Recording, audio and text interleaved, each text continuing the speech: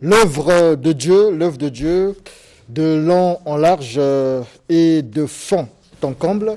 C'est le thème ce matin dans cette première partie de questions-réponses avec l'apôtre Phila, apôtre Richard Phila, Sainte-Eude, égal à lui-même et fidèle aux saintes écritures. Bonjour apôtre. Bonjour. Alors, j'ai discuté avec un homme d'église, un théologien, je pense qu'il me suit en ce moment, c'est un fidèle téléspectateur de l'émission Studio 210. Nous avons beaucoup discuté et puis il m'a dit, c'est vrai, moi je comprends bien ce que le pasteur dit, tout ce que les autres peuvent dire autour de lui, au sujet de lui, ça ne compte pas, mais en fait, comme on dit en lingala, apôtre Azo Matsame Masolo, Tolikolo. C'est-à-dire que ce sont des enseignements hautement, en fait, vous allez vraiment en hauteur. Et il se dit, parfois, il faut essayer de revenir au niveau de tout le monde. Et justement, l'œuvre de Dieu, de long en large et de fond en comble, qu'est-ce à dire? Merci. Ça veut dire simplement comprendre, comme l'Ecclésiaste l'a dit, de même, tu ne sais pas comment se tisse un enfant dans le ventre de sa mère, tu ne connais pas le chemin du vent, tu ne connais pas non plus l'œuvre de Dieu qui fait tout. L'œuvre de Dieu, c'est un mystère. Et les enseignants de la parole de Dieu sont établis pour démystifier, pour faire comprendre ce qui semble être mystérieux. Et c'est ce que nous nous efforçons à faire. L'œuvre de Dieu, de long en large, de fond en comble, ça veut dire simplement l'œuvre de Dieu, comprendre ce que Dieu fait dans toutes ses dimensions. Et nous avons parlé de ces quatre dimensions en 4D, en 4D pour emprunter cette expression. C'est comprendre que Dieu est ouvert dans la largeur, il accepte tout le monde, c'est comme ça qu'il travaille. Et tel il est au ciel, tel il nous veut sur la terre. C'est un Dieu qui est large, il appelle tout le monde dans tout lieu à se repentir et à croire en Jésus. Voilà. Il nous veut aussi large dans l'amour, il nous veut aussi large dans la foi. Je réitère cela, la largeur, c'est simplement la capacité d'ouverture, de réceptivité, d'acceptation, ne pas faire exception des autres. Donc, entre l'acceptation et l'acception, comprendre que Dieu ne fait exception de personne parce qu'il accepte tout le monde. Nous devons faire la même chose, ça c'est l'amour. Accepter les hommes, accepter de nouvelles choses, s'élargir pour recevoir des choses nouvelles, dans la vision, dans la foi, dans l'amour. C'est aussi simple que ça. Et nous redisons que dans la longueur, nous voulons expliquer que la longueur de l'amour de Dieu s'applique dans le temps, dont Dieu aime toujours sans fin. Et il nous amène très loin. La longueur divine comporte ou relève aussi de la dimension de l'éternité. Parce que l'éternité, c'est une durée sans fin. Tout ce que Dieu donne a un caractère éternel. Quand il aime éternellement. Quand il délivre éternellement. C'est pourquoi l'on dit dans la Bible que si le Fils, donc Jésus, vous délivre, vous affranchit, vous serez réellement libre et pour toujours. Tout ce que Dieu fait a une dimension de la longueur. Donc la longueur, c'est aller très loin dans le temps, donc vivre pour toujours. C'est la dimension de la vie éternelle. C'est ça l'amour dans sa longueur, l'amour de Dieu, l'œuvre de Dieu, le plan de Dieu dans toute sa longueur. Et Dieu n'a pas une vision limitée dans le temps et dans l'espace. Quand il commence avec vous, aujourd'hui, ce n'est pas seulement pour ici, c'est pour plus loin et c'est pour toujours. Quand Dieu est en train d'appeler Abraham, il voit Abraham, Dieu a déjà vu très loin dans l'espace géographique même et dans le temps. Il a vu Abraham stérile, comme il vous voit aujourd'hui limité, incapable, mais Dieu voit déjà les enfants de vos enfants. Quand Dieu voit Abraham, il a vu Isaac, il a vu Jacob, il a vu les 12 tribus, il les a vus déjà 4 siècles plus tard, quand ils seront esclaves et délivrés par Moïse. Donc Dieu a une perspective d'avenir une perspective, je vais dire, éternelle pour chacun de nous. Il a dit à Jérémie, je connais les plans, les projets que j'ai formés pour vous, un projet de bonheur, pour vous garantir de l'avenir. Et Dieu voit toujours très loin. Et il veut que nous soyons sur la terre comme il est dans le ciel. Dans notre façon de diriger en tant que leader, Dieu veut que nous ayons une vision à long terme. Les mauvais leaders, les mauvais parents, les mauvais dirigeants consomment tout aujourd'hui, sacrifient le futur, les générations futures sur l'autel des besoins présents. Dans l'Église, partout, nous avons ce problème. On n'a pas de vision de longueur dans tout ce que nous faisons. Et lorsque nous parlons de ces dimensions, nous amenons tout le monde à être comme Dieu, large, à compter avec la diversité et la complémentarité. C'est aussi une dimension de l'humilité qui fait la place aux qualités des autres autour de nous. Un leader mesquin ne pense qu'à lui, il veut s'attirer toute la gloire, c'est aussi de l'immaturité. Alors que la largeur, c'est même la première dimension de la maturité qui accepte tout le monde, qui aime tout le monde, qui fait la place à tout le monde au travail et partout. Si vous êtes établi quelque part, vous ne pensez qu'à vous, vous ne pensez ni, vous ne voyez ni loin, vous ne vous élargissez ni à droite ni à gauche, c'est un sérieux problème. Alors là, acceptez que je m'arrête là pour aller à la troisième dimension. Je l'ai déjà dit que c'était pour nous la plus importante parce que c'est la dimension de la profondeur, de la fondation, des racines, etc. C'est là la deuxième partie de ce que nous avons commencé dimanche passé. Nous avons parlé, on n'a pas pu parler de fond en comble. Le fond, le mot fond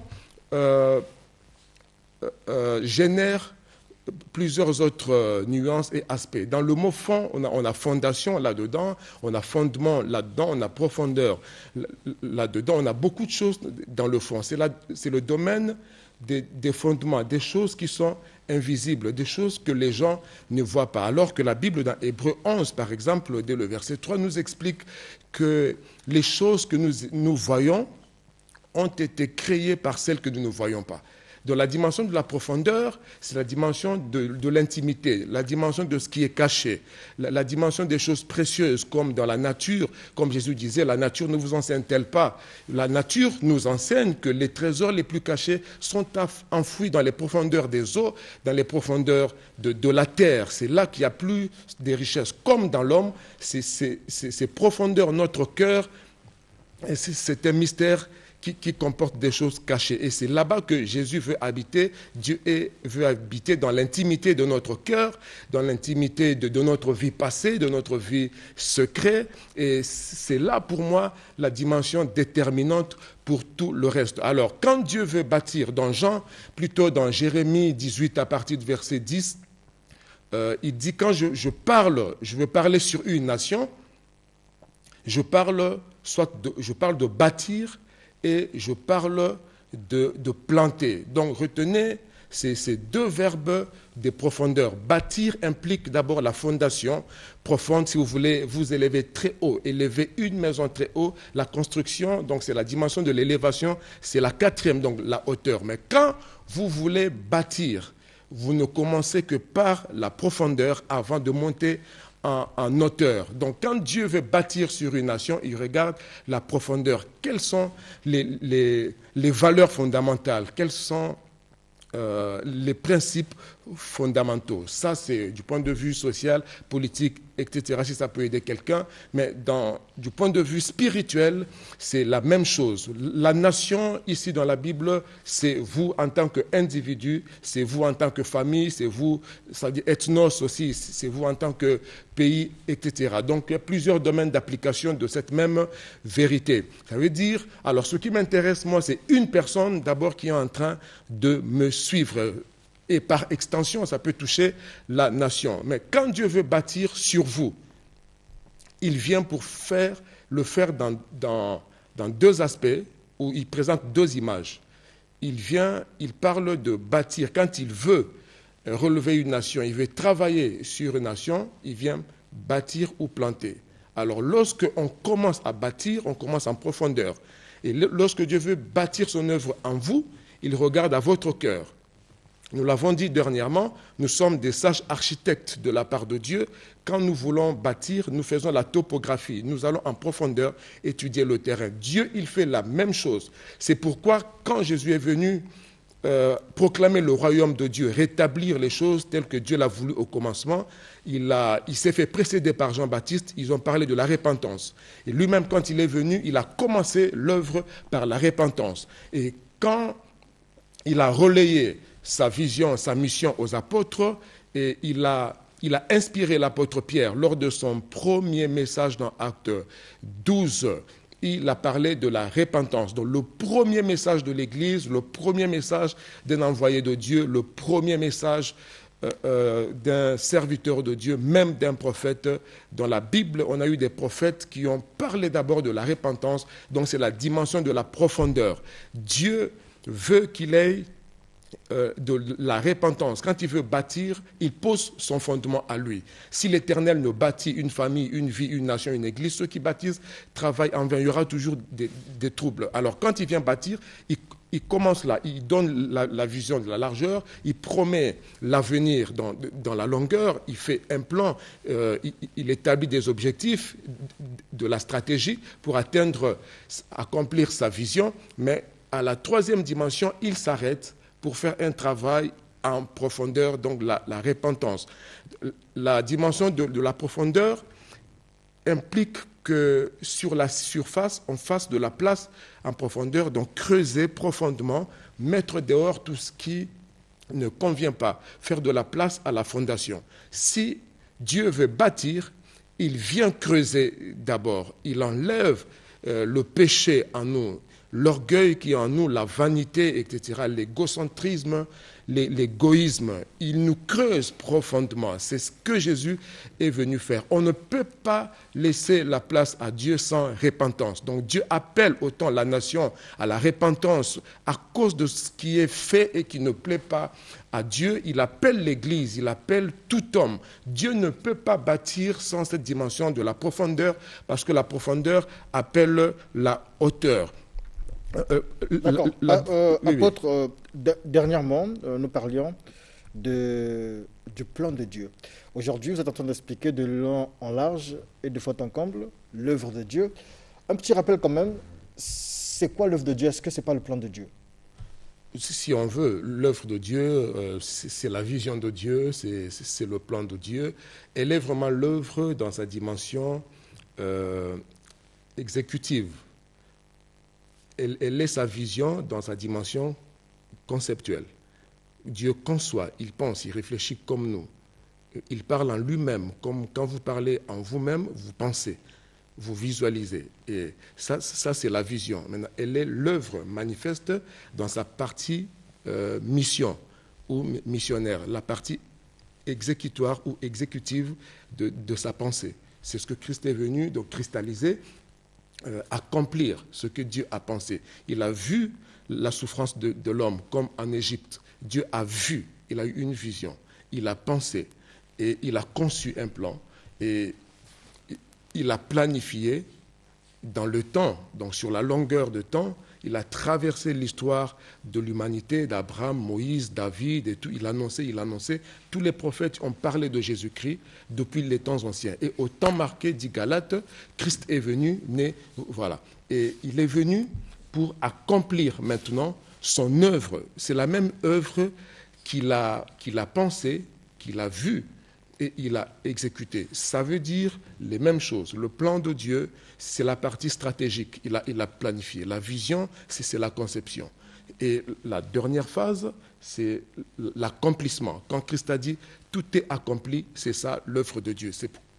C'est d'ailleurs pour cette raison que nous avons appelé notre ministère l'œuvre de Dieu. C'est que vous croyez en celui qu'il a envoyé. Donc Jésus est venu accomplir toute la pensée de Dieu, toute la vision de Dieu. La création aussi, c'est l'œuvre de Dieu. Oui, c'est aussi l'œuvre de Dieu. Ce que vous, les hommes d'église, on va dire les prophètes, les pasteurs, les évangélistes, ce que vous faites, en fait, c'est l'œuvre de Dieu aussi. Oui, en anglais, work, et tout ça, si vous voulez, ça veut dire le travail.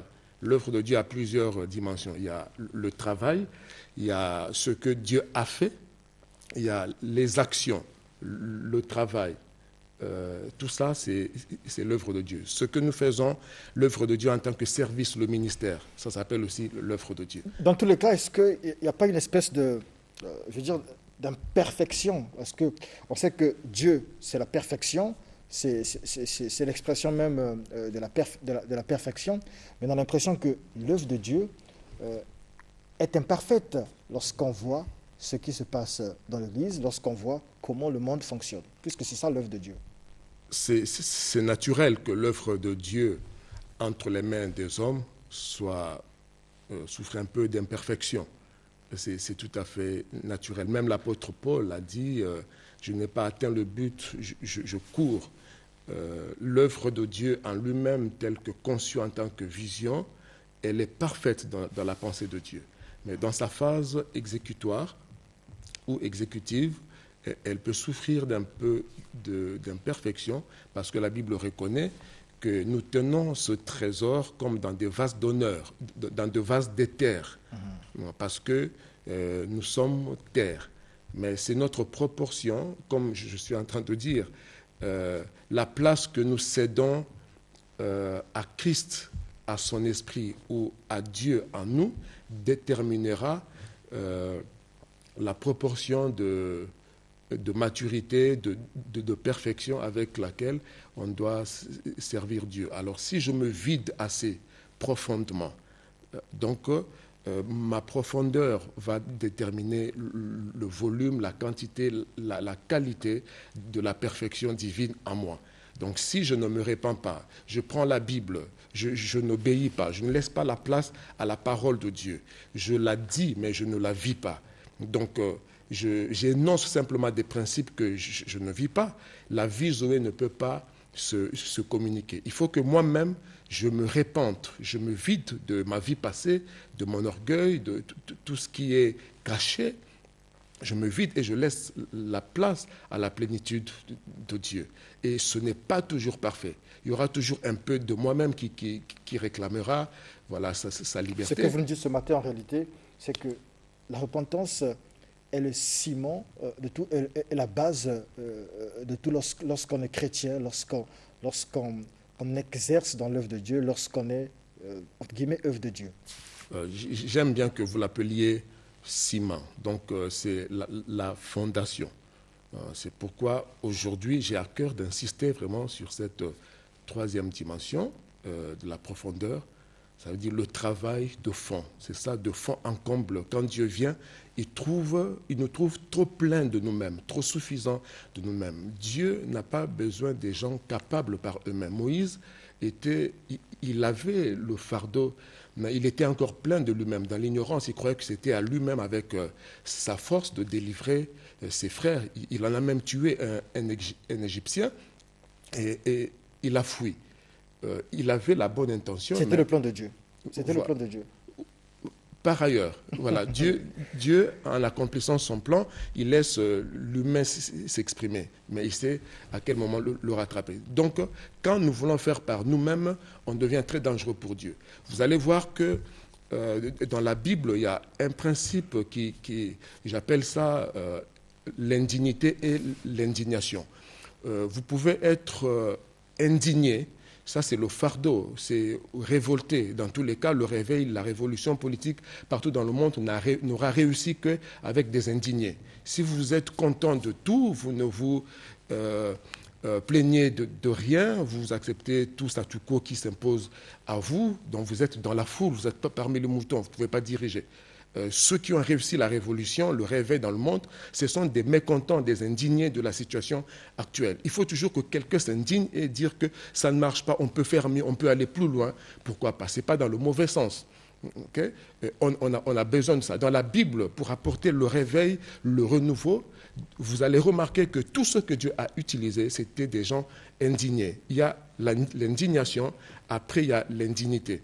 Alors l'indignité, c'est l'incapacité humaine. Non, je ne veux pas, Seigneur, je suis un enfant, je ne peux pas, trouve quelqu'un d'autre, pourquoi seulement moi? On doit se sentir indigne devant la vision de Dieu, parce que le propre de la vision de Dieu, c'est l'incapacité même humaine. Aucun homme ne peut par lui-même accomplir la vision de Dieu parce que sa vision est toujours plus grande que nos incapacités humaines. Ça nous apprend l'humilité. Mais quelqu'un qui se croit plein, il est tellement capable, ça devient de l'orgueil. Et des gens comme ça sont très dangereux dans l'œuvre de Dieu, même en politique, partout. Les gens qui se suffisent, qui n'ont pas de largeur, ils ne font pas de la place aux autres, et ils sont pleins d'eux-mêmes.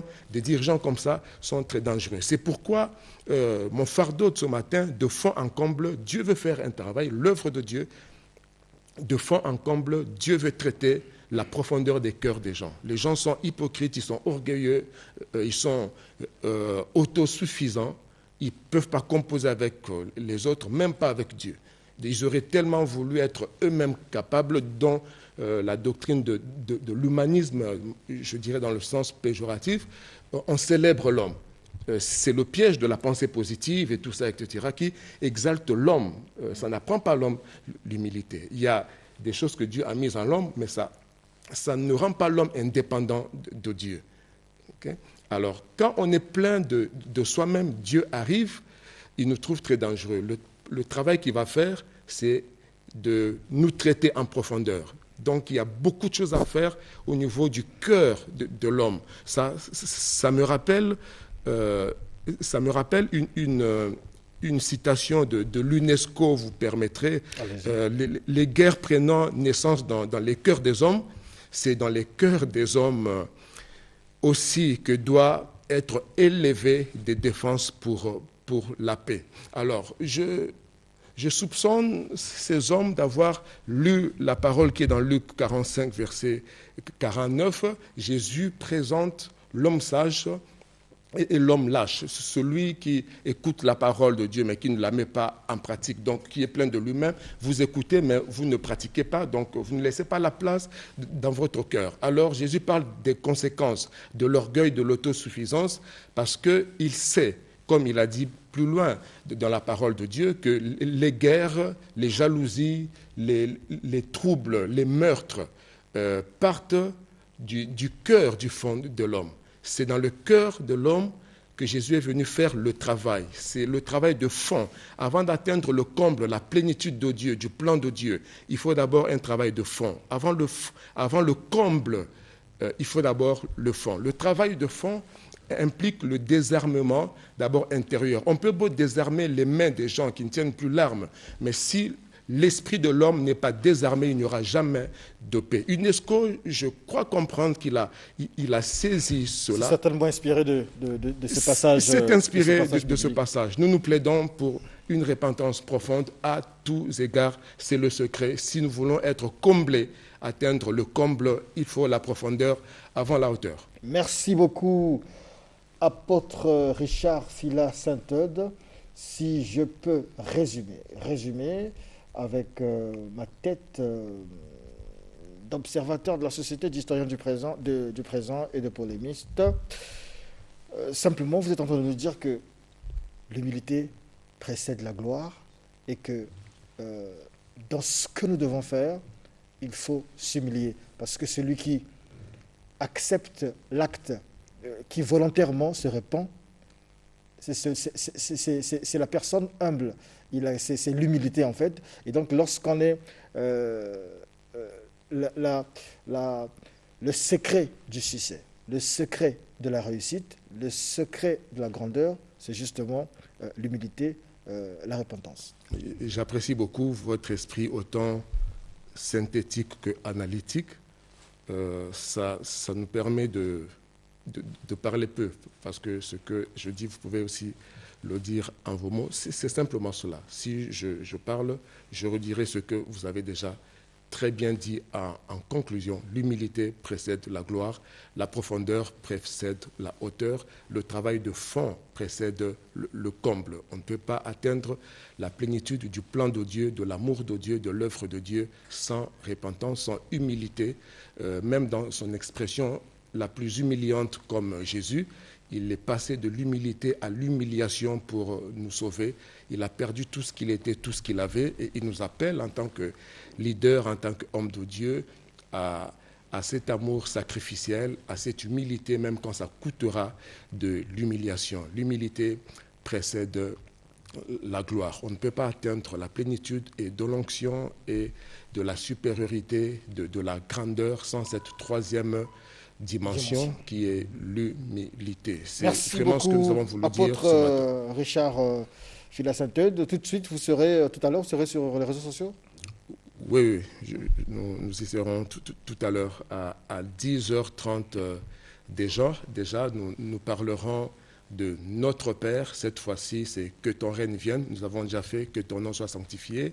Et là, nous sommes en train de voir que ton règne vienne. Ok. Merci beaucoup. Je recevais donc l'apôtre Richard Fila Saint-Eudes et nous parlions justement de l'œuvre de Dieu, de long en large et de fond en comble. La suite de questions-réponses, c'est avec M. Saïd Ahmad de la communauté islamique Ahmadiyya. Le temps pour moi ici de lire quand même, de revenir sur la communication du Premier ministre hier. Il disait donc, je vais lire in extenso, à ce titre, j'annonce les nouvelles mesures d'allègement du confinement qui sont les suivantes. L'allègement du couvre-feu sur l'ensemble du territoire national de 22h à 5h du matin, la réouverture des bars et restaurants, la réouverture des hôtels et autres lieux d'hébergement collectif, la réouverture des lieux de culte, la reprise des sports individuels de compétition sans public de plus de 50 personnes. En fait, ce qui nous retient ici, c'est la réouverture des lieux de culte. Ça a été abondamment abordé dès l'entame de cette émission. Mais le Premier ministre s'y dit, je vais sauter donc pour dire, toutes ces réouvertures et reprises se feront et se dérouleront dans le strict respect des mesures de prévention d'hygiène, des mesures barrières, de distanciation physique et le port obligatoire et conforme du masque. Je précise qu'un protocole régira l'exercice de chaque activité en toute sécurité sanitaire et ce dans le cadre d'une concertation entre le ministère chargé de la Santé et les ministères et les secteurs d'activité concernés. Ce qui veut dire que M. Saïd Ahmad va reprendre avec les cultes à partir du 23 juin à 5h du matin, mais ces choses-là vont être d'abord encadrées par les autorités. Bonjour, M. Saïd Ahmad. Bonjour, M. Alors, vous venez pour nous parler des 7 erreurs de l'Église. Qu'est-ce que vous reprochez à l'Église? Parce que sur Facebook, sur nos canaux de communication, les gens disent « Mais pourquoi il vient parler du christianisme? Pourquoi il ne peut pas parler de l'islam? Il y a trop de problèmes dans l'islam. » Mais vous reprochez quoi à l'Église?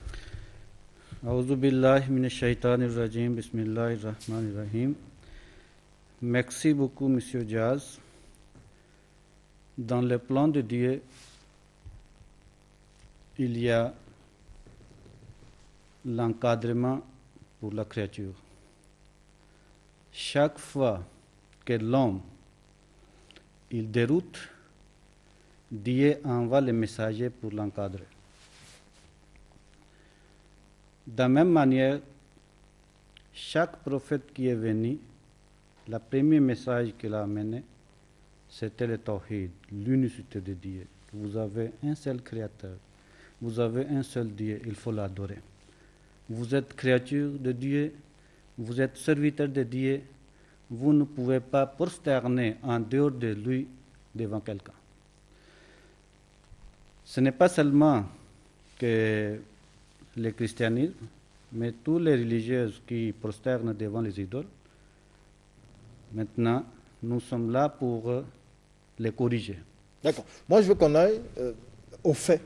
La première erreur, c'est quoi? Ce que vous reprochez à l'Église. C'est ça que je viens de dire. Jésus lui-même, il est venu, il a pratiqué l'unicité de Dieu selon la loi de Moïse. Il a enseigné toute sa vie l'unicité de Dieu. Il a demandé à tous ses compagnons, à ses suivants, de prosterner devant Dieu. Il ne faut jamais élever des égos avec lui. Dans son vivant, Jésus n'a jamais utilisé le mot Trinité, qui veut dire le Père et le Fils et le Saint-Esprit. Il n'a jamais enseigné la Trinité tout comme l'Église aujourd'hui, il enseigne.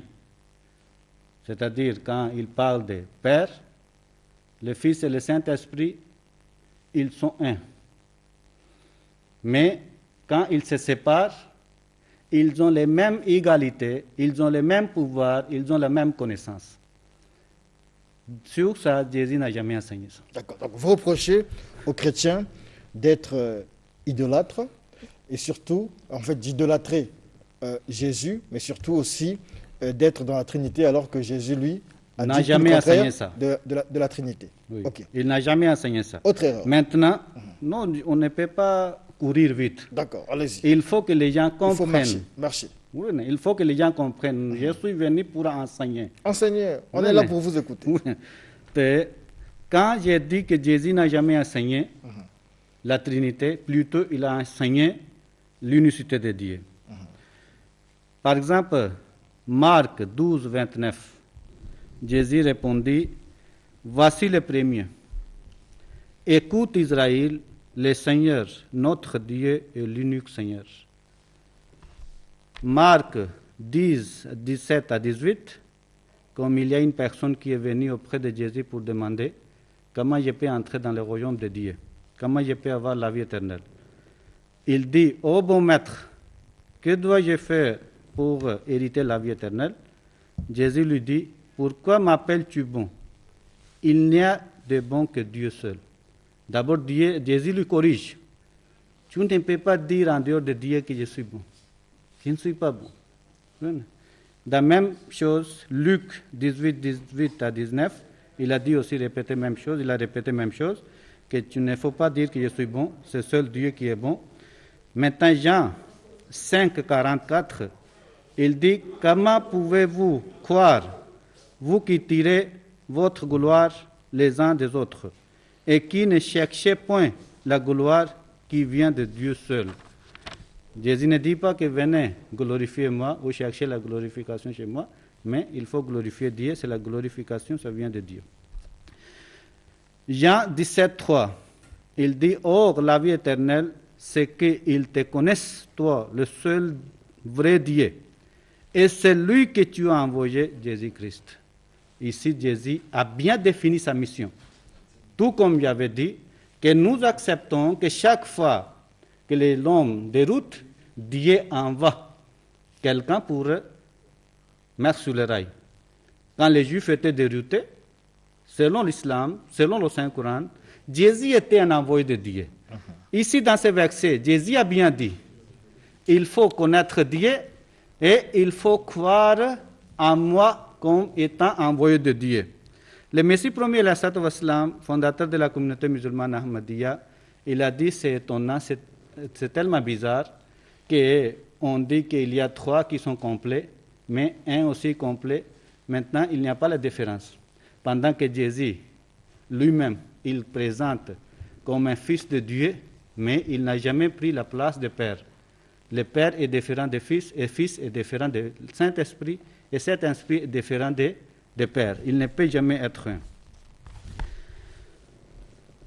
Quand on regarde selon le Nouveau Testament, ça c'est deuxième point, deuxième erreur, Jésus se présente un homme comme nous tous. Il est né par la femme. Et la Bible dit, comment tu peux dire qu'il est saint, celui qui est né par une femme?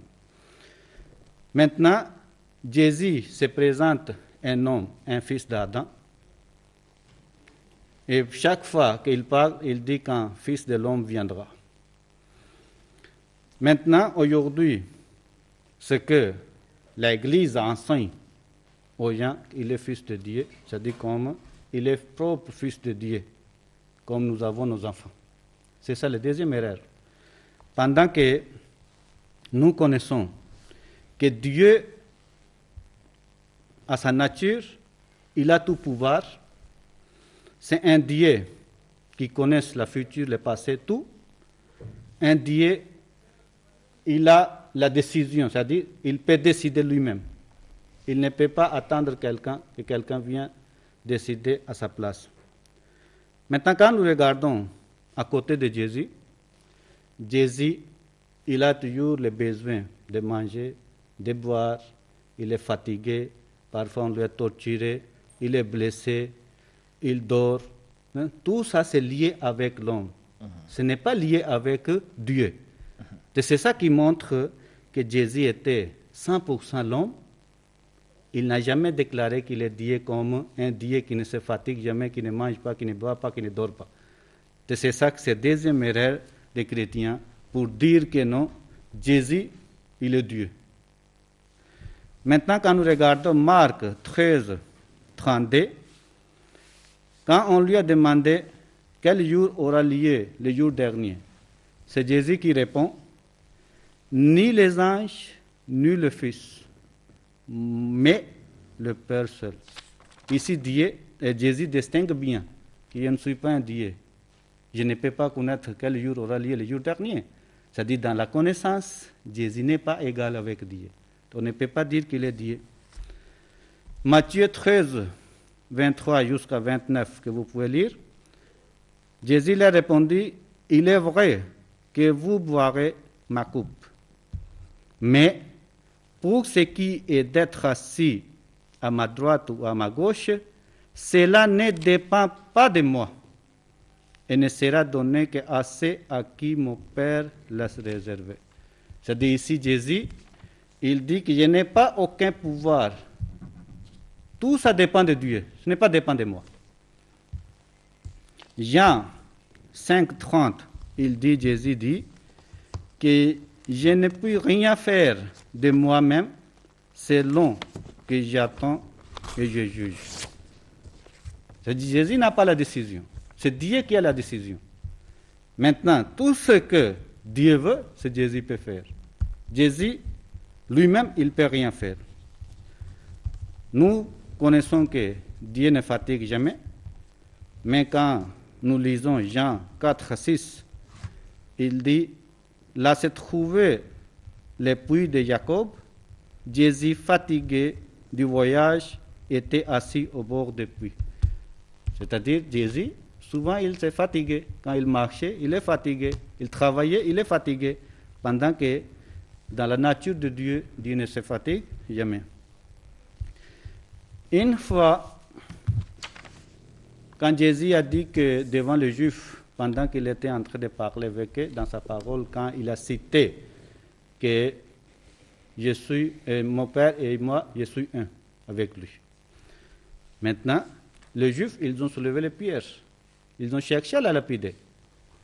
Maintenant, ça, vous pouvez lire l'histoire, Jean 10, 29 jusqu'à 30. Jésus les demande, pourquoi vous me lapidez? À quelle raison?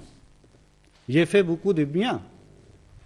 Maintenant, les Juifs, ils ont répondu, ce n'est pas à cause de vos biens, mais à cause des blasphèmes que tu viens de dire. Pendant que tu es un homme, mais tu dis que tu es fils de Dieu. Maintenant, en réponse, Jésus a dit quoi? Jésus a dit, ce n'est pas écrit dans votre livre que vous êtes de Dieu. Vous êtes de Dieu. Il a dit que les gens qui ont reçu les messages, les livres, Dieu les a appelés que vous êtes de Dieu. Maintenant, si Dieu a dit que vous êtes de Dieu, maintenant, je suis simplement un fils de Dieu, vous êtes plus grand que moi. Et c'est ça les réponses que Jésus devait donner. Si réellement il était Dieu, à ce moment-là, c'était le temps d'exprimer et de montrer aux Juifs que ce que vous avez écouté de ma bouche, c'est ça la vérité. Maintenant, comment vous pouvez refuser que je ne suis pas un Dieu pendant que regardez l'Ancien Testament, il devait montrer beaucoup de références. Au moins, vous attendiez un fils de Dieu. Voilà, je suis là. Mais Jésus n'a pas dit ça. Au retour, Jésus a dit, vous êtes de Dieu aussi, selon la loi. Pendant qu'à ce moment-là, c'était le temps d'approuver que comment vous ne pouvez pas croire que je suis un Dieu. Voilà, regardez, je vais créer aussi comme mon Père a créé les choses. À ce moment-là, il pouvait créer beaucoup de choses. Et pour démontrer que voilà, regardez, je suis Dieu, il faut m'accepter. Mais Jésus n'a pas fait. Simplement, il a répondu que non, comme c'est écrit dans votre livre que vous êtes de Dieu, mais simplement je suis un fils de Dieu, vous êtes plus grand que moi, mais pourquoi vous me lépidez? Cela signifie que selon ce verset, Jésus a défini dans quel sens je me présente comme un fils de Dieu. Il y a un téléspectateur ici qui nous envoie un message qui nous dit, dans 1 Jean 5, on dit bien que c'est lui qui est le Dieu véritable et la vie éternelle. Petits enfants, gardez-vous des idoles. Et donc, le Fils de Dieu est venu, c'est lui qui est le Dieu véritable. C'est ça que je viens de dire, que Jésus, selon Jean 10, 29, 30, il a expliqué aux Juifs que dans quel sens que je suis Fils de Dieu. Ce n'est pas écrit dans leur livre que vous êtes de Dieu, c'est-à-dire les prophètes qui sont venus en Israël, on les a appelés, ils sont de Dieu. C'est ça que Jésus ne prenait pas Fils de Dieu comme un fils propre que nous avons. Mais il prenait Fils de Dieu tout comme dans Hébreu, quand Dieu aimait quelqu'un, Dieu a utilisé le Fils. Aujourd'hui, je peux vous montrer millions de fils dans la Bible. Par exemple, pour Jacob, pour Israël, Dieu a dit que c'est mon fils, c'est mon premier-né. Comme Jacob était premier-né de Dieu. Il dit c'est Salomon est mon fils. Et quand vous en pouvez aller plus loin, même dans le Nouveau Testament, c'est écrit que tous les orphelins du monde entier, ce sont les fils de Dieu. Maintenant, si vous utilisez seulement le terme fils de Dieu, pas seulement Jésus, il y en a millions. C'est ça qu'il ne faut pas rester seulement sur une versée. Il faut réfléchir dans quel sens que Dieu a utilisé. Et lui-même, Jésus a expliqué aux Juifs le moment que les Juifs cherchaient à le lapider à cause des blasphèmes qu'aujourd'hui vous êtes en train de dire. Jésus avait bien répondu. Il avait défendu sa cause. Il a dit qu'écrire seulement et lire que vous êtes de Dieu, ce n'est pas que vous êtes devenu Dieu. Si aujourd'hui, je dis que je suis fils de Dieu, ce n'est pas l'essence propre que vous êtes en train de me prendre. De la même manière que Dieu vous a donné, vous êtes de Dieu, de la même manière, je suis fils de Dieu. Il n'y a pas de différence. D'accord. On continue avec les erreurs, allez-y. Oui, maintenant... Vous les enseigner, hein, le temps s'y passe. Okay. Maintenant, j'ai failli vous amener un peu plus... Troisième erreur que Jésus, il a utilisé l'Ancien Testament. Ce que Dieu avait révélé à Moïse et les autres prophètes qui sont venus chez les Israélites. Et dans toute sa vie, Jésus, il a utilisé les Anciens Testaments. Il a enseigné dans le temple Ancien Testament la loi. Jésus disait, le ciel et la terre peuvent passer, mais aucun mot de Torah qui peut passer sans que ça soit accompli. Jésus disait que je ne suis pas venu pour abolir, mais je suis venu pour accomplir. Et selon Jésus, la loi divine, c'était l'Ancien Testament qu'il utilisait. Maintenant, pour chercher, pour se sauver, Jésus disait, il faut croire au commandement que Dieu vous a demandé dans l'Ancien Testament. Vous serez sauvés. Jésus n'a jamais enseigné, il faut croire à ma mort pendant qu'il prêchait dans le temple, que je vais mourir bientôt pour vous. Et à ce moment-là, ma mort, ou le sang qui sera coulé sur la croix, grâce à ce sang-là, vous serez sauvés. Jésus enseignait toujours, pour chercher, pour se sauver, il faut suivre la charia, la loi divine que Dieu a révélée, 10 commandements que vous parlez. Maintenant, l'Église d'aujourd'hui, l'erreur qu'ils ont commis, ils ont tout abandonné la loi. Aujourd'hui, ils sont en train de forcer, ils sont en train de pousser aux gens de croire à la mort de Jésus sur la croix. Vous serez sauvés, pendant que ce n'est pas Jésus qui a enseigné cela. C'est ça que la troisième erreur, de ne pas abandonner les Anciens Testaments. Il faut revenir vers l'Ancien Testament, ce que Jésus a enseigné. Le Nouveau Testament, il y a plusieurs émissions que j'avais déjà faites ici, que Jésus ne connaissait pas.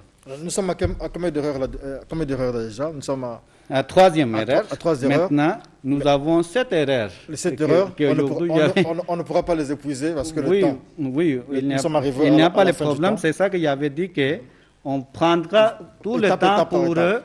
expliquer aux gens afin que les gens puissent comprendre. Est-ce qu'aujourd'hui vous êtes capable, aujourd'hui, vous êtes disponible pour, peut-être pas affronter, j'enlève ce mot, mais pour échanger avec un chrétien qui vous dira aussi que ce que vous dites là, peut-être que vous êtes... Oui, il n'y a pas de problème. Je suis disponible à tout moment. Le message Maintenant, est donc donné. Voilà, allez-y. Maintenant, si les gens ils ont besoin de connaître plus, s'il n'y a pas encore le temps, vous pouvez visiter chez nous. Nous avons les livres. Plutôt, j'ai déjà vous présenté les livres, La dérive du christianisme, la véritable histoire de Jésus, ce que la communauté a écrit selon la Bible et selon l'histoire. Maintenant, c'est disponible chez vous. N'importe qui peut venir. Il prend le livre chez vous, il répond.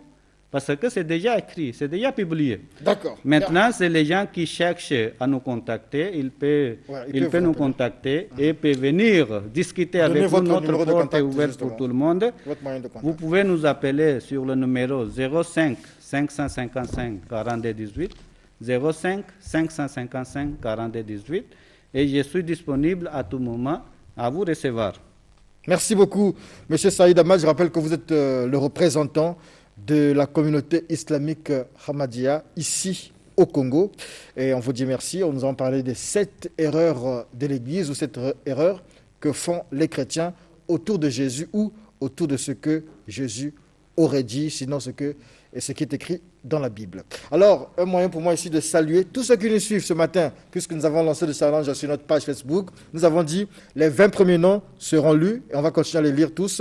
Il s'agit donc de ceux qui nous suivent sur Internet, sur le Facebook, Brel Mouibou qui est à Brazzaville, Patrick Nyama Mangui qui est à Libreville, Janvier Mossi à Kinshasa, Masta Akozonga, Bruxelles, Prince Goma qui est à Luanda, Nico Malanda qui est à Bruxelles, ça c'est un fan de Mbota, Marie-Alphonse Gapoula, Brazzaville, il nous suit depuis 4 ans, Garosi Sir Exupéry, il est à Pointe-Noire, Placide Dzo Ibarra à Brazzaville, et je reconnais ce nom parce qu'il est dans le forum WhatsApp du studio 210. Tout de suite, entretien avec Thomas Sage qui reçoit Auguste Balandamio et Rufin Okis Lenzobiste.